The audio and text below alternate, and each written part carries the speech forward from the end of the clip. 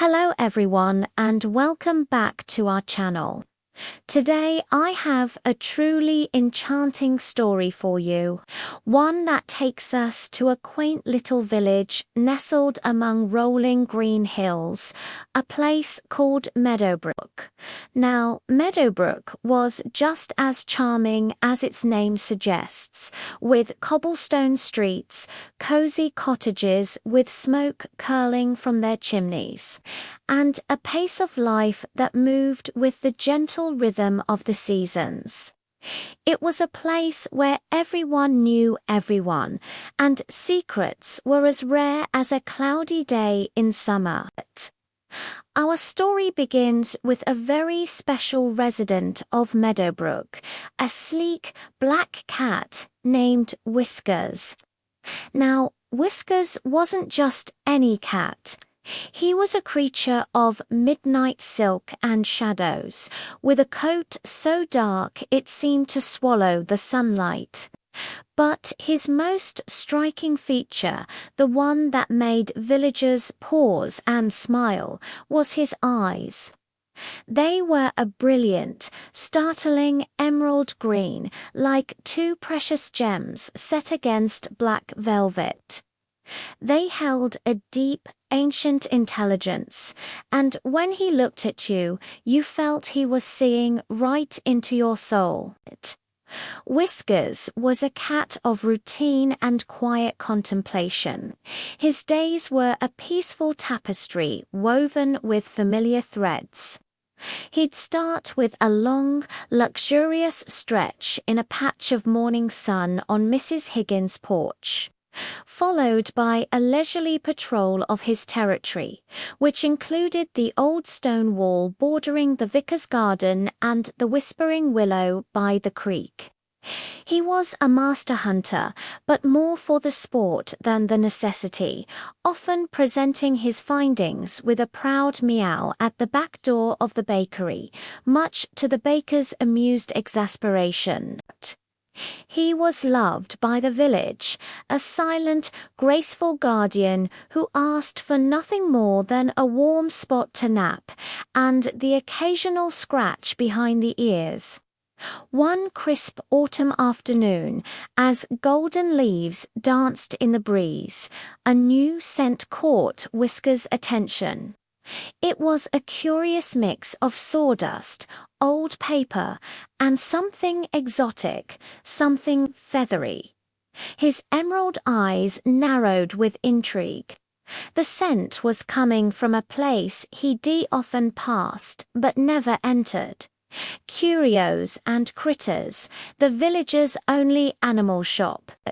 It was a dusty, mysterious little place run by a kindly old man named Mr. Abernathy, driven by a curiosity that was, for once, stronger than his desire for an afternoon nap. Whiskers nudged the heavy wooden door with his head. A small bell tinkled merrily above him, announcing his arrival. The air inside was thick with the chirps of finches, the squeak of a hamster wheel, and that captivating, unfamiliar scent. He stepped cautiously into the dim light, his paws silent on the wooden floorboards. His gaze swept over cages of fluffy rabbits and tanks of serene-looking fish. It was all very interesting, but not what had drawn him in. And then he saw him in a large, ornate brass cage, hanging from a beam in the center of the shop, sat a magnificent parrot. Its feathers were a riot of color, scarlet red, brilliant blue, and sunny yellow. But it wasn't the bird's stunning appearance that made Whiskers freeze, his tail giving a slight, involuntary twitch. It was the sound. The parrot was talking, not just squawking or mimicking, but actually talking in a gravelly old voice that sounded strangely human. Pieces of 8. Pieces of 8. The parrot squawked, ruffling his feathers. He then cocked his head, his small black eyes fixing on Whiskers. "Well, blow me down. What have we here? A shadow with eyes of sea glass, come to parley with Captain Flint." Whiskers just blinked, his emerald eyes wide. He had heard humans talk, of course, but an animal. This was something entirely new, something that tickled the very edges of his feline understanding of the world. He took a hesitant step closer, his natural caution warring with his intense curiosity. The parrot, who introduced himself as Captain Flint, seemed to enjoy the cat's stunned silence. "Cat got your tongue, matey." He cackled, hopping from one foot to the other on his perch. "Don't be shy. I've seen scarier things than a Puss in Boots on the high seas. I've seen krokens rise from the depths and ghost ships with tattered sails gliding through the fog."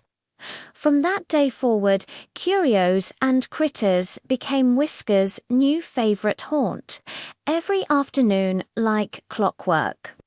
He would push open the door and settle himself on a plush cushion Mr. Abernathy had placed on the counter right across from Captain Flint's cage.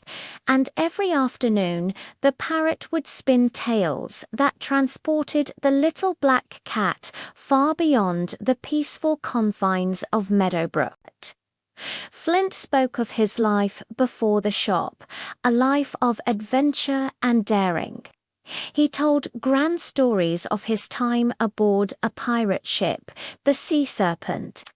He described the salty spray of the ocean on his feathers, the creak of the ship's timbers, and the thrill of spotting a merchant vessel on the horizon.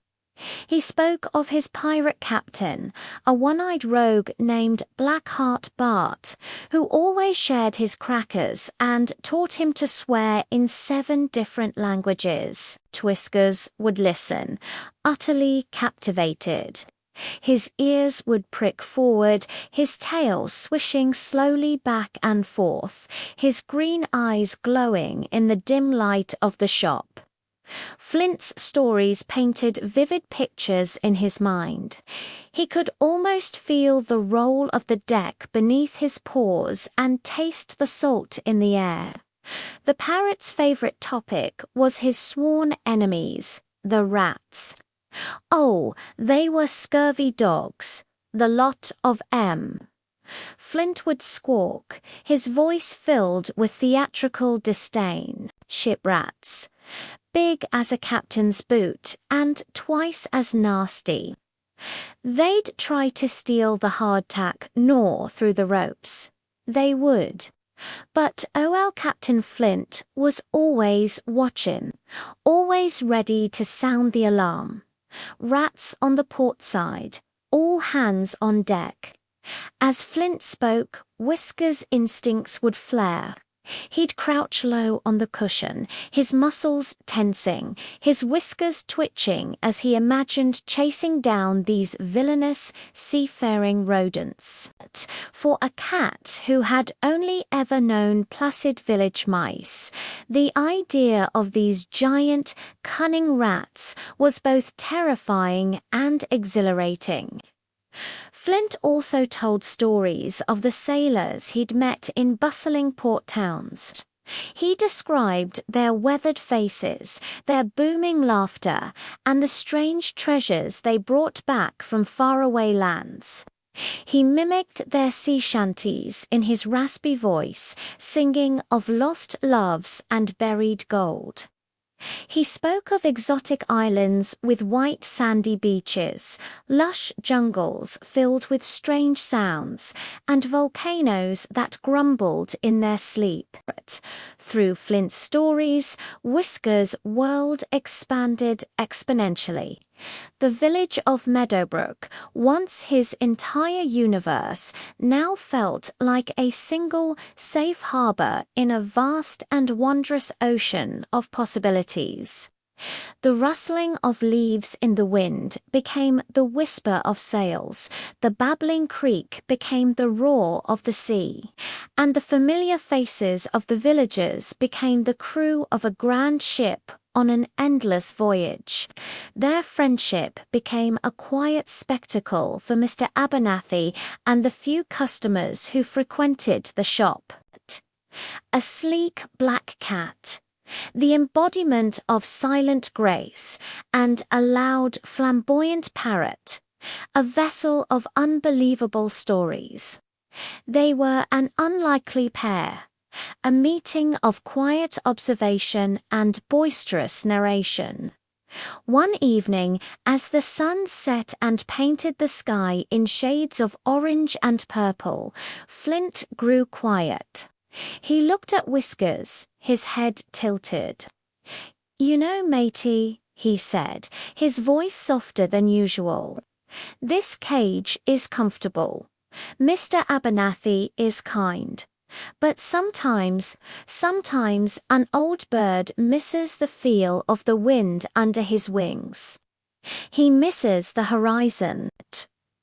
Whiskers looked at the parrot, and for the first time he saw not just a storyteller, but a fellow creature who, like him, dreamed of what lay beyond the familiar.